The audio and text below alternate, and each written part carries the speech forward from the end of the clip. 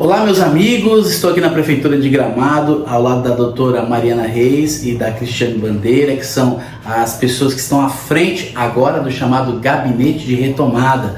Achei bem pertinente a mudança desse nome, porque a crise climática passou. Então, deixou de ser gabinete de crise, agora é gabinete de retomada. A crise que agora a gente está enfrentando seria mais econômica, né? E não da questão da catástrofe climática, daquela questão de medo de desmoronamentos, né, doutora Mariana?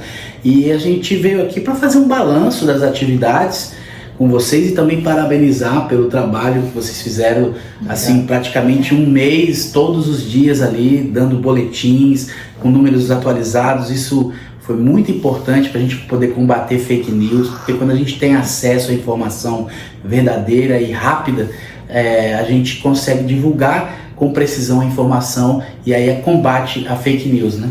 É isso aí, Kaique. Justamente quando foi instituído o gabinete, lá no dia 1º de maio, né, Cris?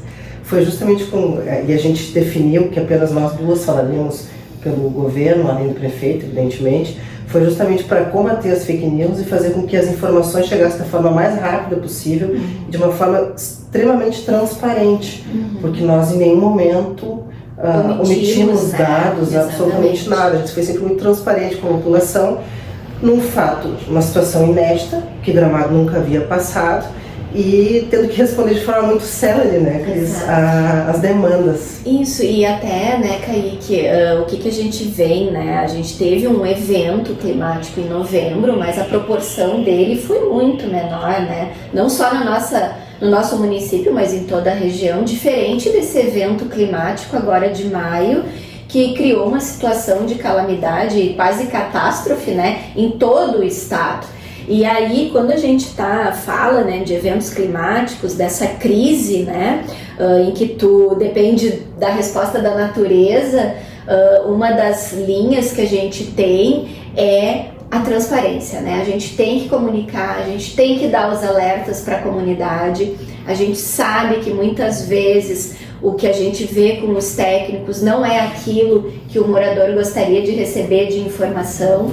Nem sempre o dado técnico ele é produzido na velocidade que a comunidade gostaria, mas existe um fator, né? O alertar, o esclarecer, o combate a fake news e principalmente quando tu lida com esses eventos climáticos que, ao que tudo indica, serão recorrentes na nossa região, né? A exemplo de Bento e outros municípios, a gente depende muito das questões técnicas para manter a comunidade moradora em segurança. Muito bem, vamos fazer um balanço então de como é que estão hoje essas áreas, Cris e doutora Mariana. Muita gente já voltou para casa, né? Mas temos ainda algumas áreas interditadas. Podemos explicar um pouquinho para as pessoas com relação a isso? Sim. As áreas de risco que a gente fala. Então, assim, importantíssimo, né? Ao longo desse um mês, a Mari e eu, a gente sempre nos boletins fazia, né, as distinções. A gente tem 7 pontos que são as áreas de risco mapeadas pelo Serviço de Geologia do Brasil, tá? Que elas acompanham o plano diretor, elas foram feitas lá em 2014 e que nesses eventos climáticos nós tivemos então a situação na Vila do Sol, de 4 ou 5 casas que houveram a necessidade de interdição, evacuação, e na rua Guilherme Dalry, né? Eram áreas já mapeadas como de risco. Bom, feito isso, nós tivemos ainda 242 atendimentos neste um mês. Então, os atendimentos, o que significa? Eram árvores em risco, eram questões de desmoronamento, eram rachaduras. Muitos desses atendimentos, eles foram pontuais, né? E as pessoas, de uma forma ou de outra, puderam retornar às suas casas. Depois nós temos as áreas que os estudos foram contratados no final do ano passado, início deste ano, que é o loteamento Orlandi, os Três Pinheiros, a Piratini Alto e Baixo, que a gente chama, né? Que seria a Nelson de Nebier e a porção que fica ali o condomínio Alphaville e a obra do município de interligação. Então, estas áreas, por que hoje a gente já tem dados suficientes para dizer o que precisa de obra, como estabiliza, quando que tu volta, né? Alertas, porque esses estudos foram contratados naquele evento de novembro, tá? Evento de maio, nós tivemos uma piora na situação dos Três Pinheiros devido às chuvas. Foi um volume, em menos de uma semana choveu quase 500 milímetros de chuva. Isso é uma chuva para 3 meses, né? E nós tivemos ali naquele curto espaço de tempo. Nós tivemos então a questão, obviamente, ali no entorno da Piratini, nas ruas Afonso Oberher, Guilherme Dalry, Getúlio Vargas. A gente teve uma ruptura de solo ali, que formou um cone que tem levado as casas para baixo, né, numa movimentação. Por isso que ali tem uma considerável instabilidade, um risco elevado de... Tem salvação aquilo ali, Cris? O que os estudos, né, a gente agora está fazendo os estudos para aquela parte, tá? O que a gente tem feito num primeiro olhar é as casas nas bordas destas ruas, provavelmente elas possam sofrer um processo de estabilização, tá? Aquelas que colapsaram, como a ruptura se deu ali, a movimentação, a fissura se deu ali, provavelmente não. Mas tudo, obviamente, depende desse diagnóstico, desses monitoramentos. Um exemplo, né? O Orlandi, lá em novembro até janeiro, fevereiro, a gente achava que o loteamento estava perdido, né? Por causa da movimentação, por causa da abertura, as casas dia a dia abrindo cada vez mais. Os estudos, né? E aí esses estudos compreendem topografia, medições, sondagens, tem uma série de equipamentos que são instalados, né? E esse dado é produzido. Nos levaram agora a um outro caminho, a uma outra possibilidade de ações emergenciais que já estão sendo realizadas, né? Para estabilizar e poder recuperar o lote, o loteamento como um todo. A edificação talvez não, em algumas situações, mas o loteamento sim, né? Então tudo vai depender agora desses estudos que a gente inicia aqui a gente está chamando de porção norte da Piratini. Tem previsão? A contratação é de 120 dias, tá? E, doutora Mariana, como é que fica a questão das pessoas que, por exemplo, vão ter as casas realmente condenadas, como a Cris falou, tudo depende do estudo. Algumas podem ser salvas, outras não. O próprio loteamento Orlandi, algumas casas, edificações não vão ter como salvar, mas o loteamento em si, sim.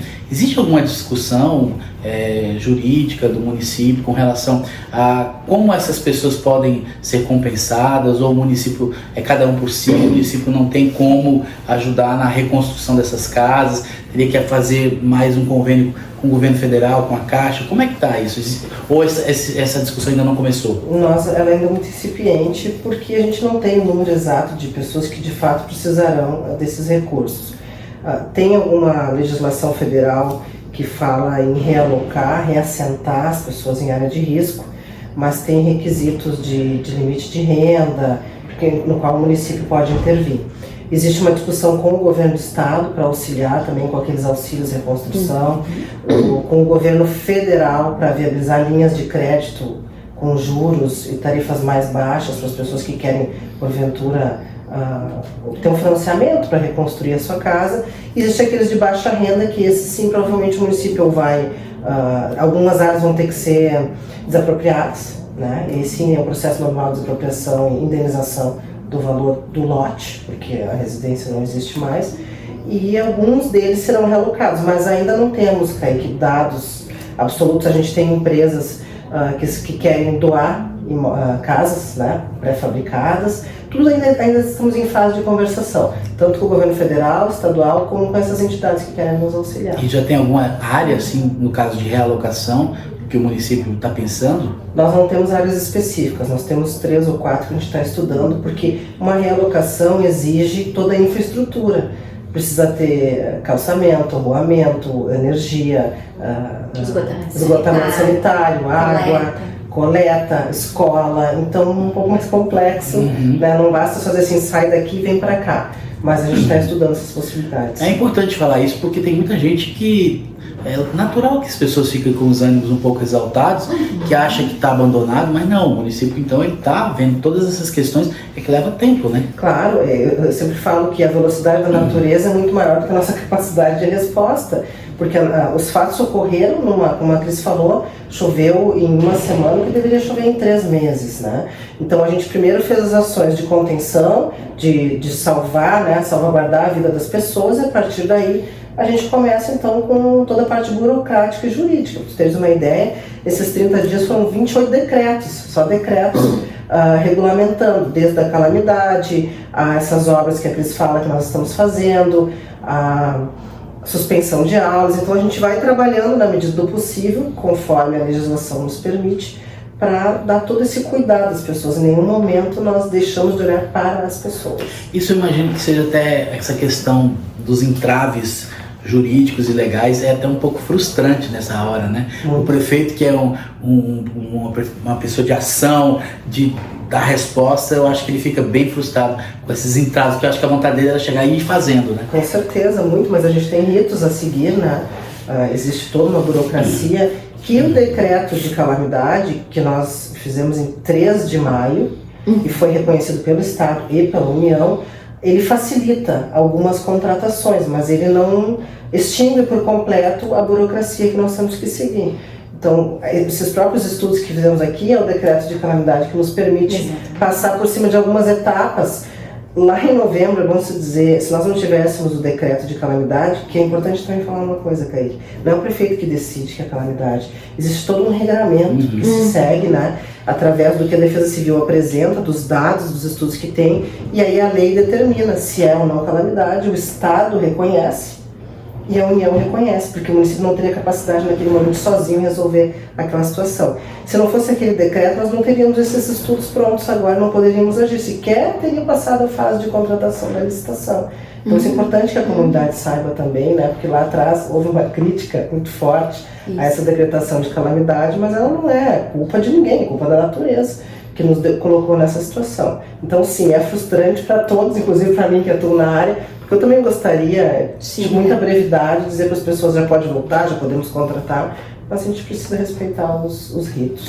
Bom, vamos fazer então um balanço do que ainda está interditado, Cris, o que já liberou, o que tem previsão e o que ainda não tem. Tá, então assim, as maiores interdições, então são ali na Piratini Norte, que a gente chama, né? Que ela vem lá da rua Santo André até a Getúlio Vargas. A gente vai, então, contratou os estudos, já estamos com algumas ações sendo trabalhadas para na próxima semana chamar a comunidade. Temos ainda uma parte da Nelson de Nibira, onde tem 6 lotes que estão interditados desde o evento de novembro, né? Os estudos foram entregues ontem e a equipe hoje já está ali debruçada para ver quais são as ações de mitigação que serão possíveis fazer, né, naquele entorno. Nós temos uma situação que é um pouco diferente nos Três Pinheiros, né? A gente teve o evento em novembro que teve uma ruptura, agora em maio essa ruptura aumentou, né? Nós já temos a contratação, o projeto para execução da obra de reforço e estabilização da cortina atirantada e também já o projeto entregue para outra parte ali dos Três Pinheiros, para contenção, né? Ali o alerta ele fica muito condicionado à área de risco com o volume de chuva. Existe um equipamento lá instalado que a Secretaria do Meio Ambiente, sempre que tem previsões de chuva, vai lá e faz as medições. Atingindo 51 milímetros ou tendo uma previsão de chuva acima de 51, aquelas pessoas precisam evacuar. Que no caso não quiseram evacuar da última vez, né? Isso, existe essa resistência, né? Mas é aquilo que a gente diz. Nós temos os laudos, temos os estudos, há essa condição que ela é temporária, até que as obras ali possam ser executadas e estabilizar. A gente compreende que esse vai e vem é desgastante, né? Para eles, para nós, mas é necessário, porque em havendo um deslizamento, a consequência é muito pior. E graças a Deus não teve nada, né? Que aquele pessoal ali, eu lembro que foi bem, até fizeram um vídeo que eu achei bem desnecessário, constrangendo a Juliana Fisch, Ali, e eles deixaram bem claro, vocês estão ficando por conta e risco. Né? Porque se desse alguma coisa ali, não podia dizer, a culpa é da prefeitura. Não, porque a prefeitura foi lá, pediu, mas o pessoal não quis sair, né? Exato. Graças a Deus não deu nada. Que continue não dando. A gente torce para que toda vez que a gente dê um alerta, não ocorra nada. Mas eu uso como exemplo, nos Estados Unidos, no Japão, as pessoas já convivem com isso, né, Kaique? Quem reside em área de risco já está acostumado, já sabe que quando for avisado, tem um alerta, precisa evacuar, as pessoas já sabem como fazer. E a gente vai ter que conviver com isso a partir de agora. As próprias escolas começarão a trabalhar nesse sentido, para as crianças compreendam o que tem que ser feito nessas situações. Mas quando a gente solicita que as pessoas evacuem, é porque de fato precisa. Há uma possibilidade de risco de vida naquele momento, então as pessoas têm que sair. Por mais que ela não que seja desgastante sair de casa, ninguém gosta de sair de casa. É verdade. Isso. Então, lá, o Três Pinheiros continua sob monitoramento. Exatamente, permanente. até a execução das obras todas, né? O Orlando, nós tivemos então, está sendo executadas as ações emergenciais em todo o entorno do loteamento, para que a gente consiga ver a estabilização deles e aí ver como as pessoas vão voltar para suas casas, né? Que mais? Nós temos a Emília Leopete. Nós iniciamos então a contratação, porque esse é um evento recente, né? Existe uma parte ali da Rua Gil que ela tem um risco elevado de desmoronamento. Aquele condomínio não está nesse risco. Qual condomínio? O Village, Gramado Village, que é não, bem no início da Rua tem Gil. uma obra, o que está interditado ali é uma obra de um prédio da PRG, tá? Que eu acho que não é este. Não, e esse uma já tá casa, pronto. e uma casa, né? Pela questão do trajeto em caso de deslizamento, né? E nós também, por prevenção, acabamos colocando em risco moderado algumas casas da Rua Amazonas e da Rua Roraima. Por quê?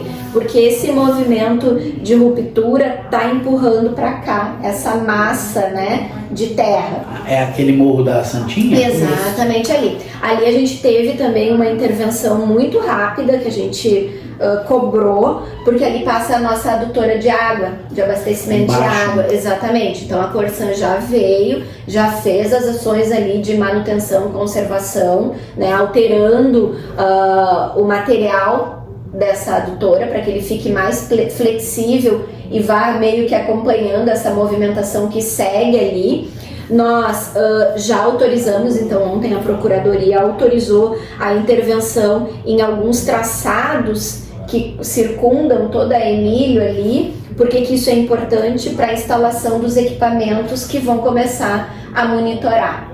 A partir dos primeiros dados chegando, para que a gente saiba qual é a velocidade e a proporção desse movimento, a tendência é que a gente tenha maior segurança para liberar então a estrada, né, a estrada velha, como o pessoal chama, né, ali da Emílio. Por enquanto, ainda segue bloqueado por questões de segurança.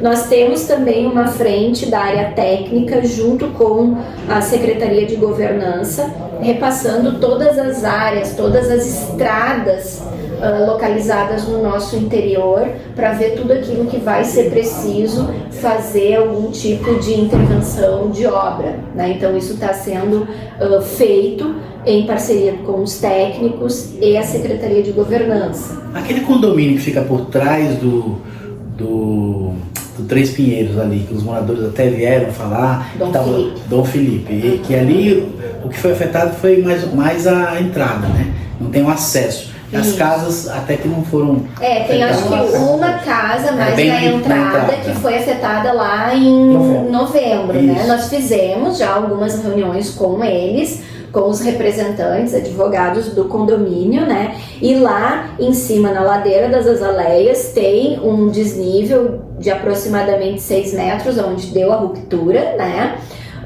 Mas todos os estudos do Alexandre, da empresa Zambuja, também monitora aquele pé lá em cima do morro, né? Então, a partir do momento que a gente começa a execução daquelas obras, a tendência também é estabilizar lá em cima. Tem que terminar os estudos completos. Aqui aquele estudo ele já foi concluído e já tem os projetos, sendo que um já está em fase de contratação. A primeira fase, que é a parte de baixo da cortina, ela está em fase de contratação e deve começar, se não semana que vem, na outra, as obras. E ali na Avenida das Hortênsias, perdão, na Estrada Gramado Canela, na RS 235, aquelas contenções de pedra ali, como é que tá aquilo ali? Ali nós temos duas contenções. Uma que foi feita primeiro, que pega aqui perto da aldeia do Papai Noel, do Parque Quinor, né? Então foi feito ali toda uma contenção emergencial que, em tese, ali, pelo que a gente tem acompanhado, estabilizou,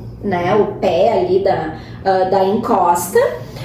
Ali já tem um projeto, né, orçado e concluído para as obras de contenção, né? E mais à frente, próximo então da rótula da Fiat, a gente teve uma outra ruptura que ela tem uma relação com a ruptura em cima do morro, né?